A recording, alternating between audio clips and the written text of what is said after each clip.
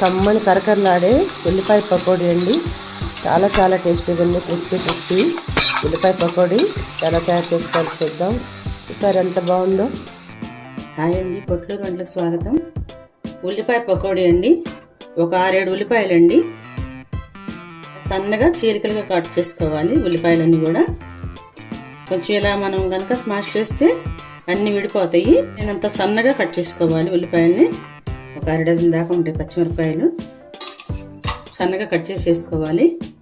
పిండి కలుపుకునే లోపండి కాస్తంత ఆయిల్ బాండీలో పోసి కొంచెం సిమ్లో పెట్టుకుందాము. ఈ లోపు నెమ్మదిగా కాగుతూ ఉంటుంది. కొంచెం పుదీనా అండి, కొత్తిమీర, అల్లం వెల్లుల్లి పేస్ట్ అండి, కొంత సాల్ట్ మరి వేస్తున్నానండి. చిటికెడు చెక్క లవంగం పౌడరు, ఇప్పుడు శనగపిండి అండి, ఒక 1/2 కప్పు బియ్యపిండి క్రిస్పీనెస్ కోసము జీరా పౌడరు అన్నీ కలిసేటట్టు కలుపుకుందాము. పొడులు, కొత్తిమీర, పుదీనా, అలాగే ఉల్లిపాయ అంతా కూడా ఇలా బాగా కలిసేటట్టు. మంచి స్మెల్ వస్తుందండి. పొట్టిపిండి మంచి వాసన వస్తాయండి. ఎక్కువ పోసేయకూడదండి. ఒక్కసారి చిలకరించుకుంటూ కొంచెం కొంచెం పోసుకుంటూ కలుపుకుంటూ రావాలి. ఒక్కసారి ఎక్కువ పోసేయకూడదు. తడి పొడిగా కలుపుకోవాలండి, మరీ లూజ్గా కలపకూడదు.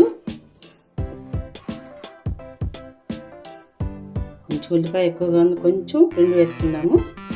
కొంచెం వేసుకుంటే చాలు. కన్సిస్టెన్సీ తెలిసిపోతుంది చేతులకండి. కొంచెం కారం కూడా వేసుకుందాము.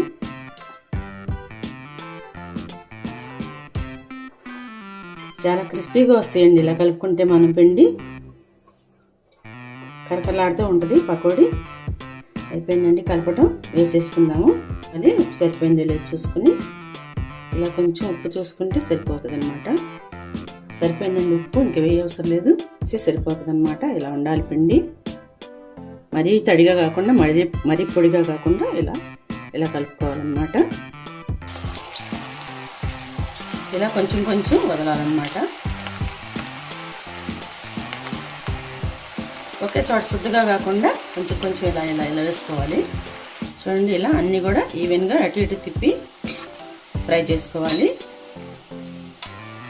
ఇలా ఫ్రై అయితే చాలు, ఇంకా ఎక్కువ కాలం అవసరం లేదు. ఫ్రై అయిపోయినండి, తీసేసుకుందాము.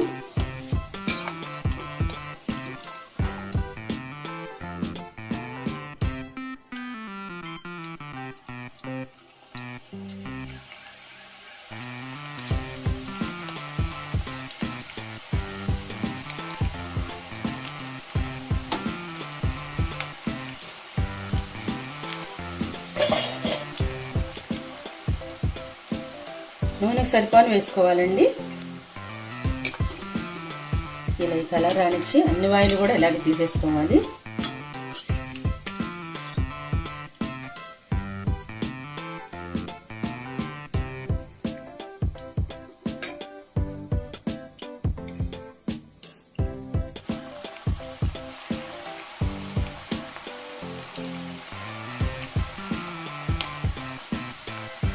వదలాలండి. అన్నీ కూడా మీడియంలోకి హైలోకి అడ్జస్ట్ చేసుకుంటూ చేయాలండి. నూనె లాక్కుండా వేసుకోవచ్చండి. నూనె ఎక్కువ తీయమన్నమాట. కొంచెం గట్టిగా కలుపుకుంటే మనం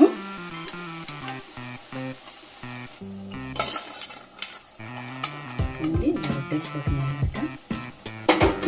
ఇలా ప్రతి వాయనండి ఇలా తీసేసుకోవటమే.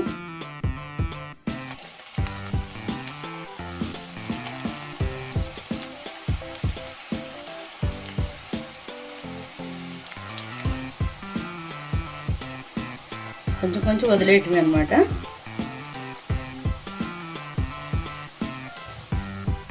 అయిపోయినాయండి పకోడీ, రెడీ అండి. చూడండి ఎంత బాగున్నాయి. చూడండి, మనం ఇంట్లో కనుక చేసుకుంటే హెల్దీ రెసిపీస్ ఇవి. ఇంట్లోనే చక్కగా ఈజీగా తయారు చేసుకోవచ్చు. చాలా చాలా టేస్టీగా ఉన్నాయండి.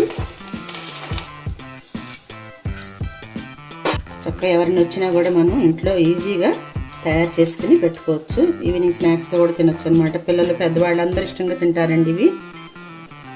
చూడండి ఎంత క్రిస్పీగా వచ్చినాయో. లోపల మెత్తగాను, బయట చాలా క్రిస్పీగా ఉన్నాయండి. ఎంత బాగున్నాయనండి.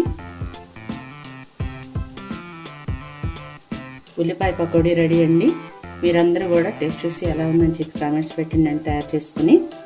మీకు కనుక నచ్చినట్టయితే అందరికీ షేర్ చేయండి. నా ఛానల్ సబ్స్క్రైబ్ చేయండి.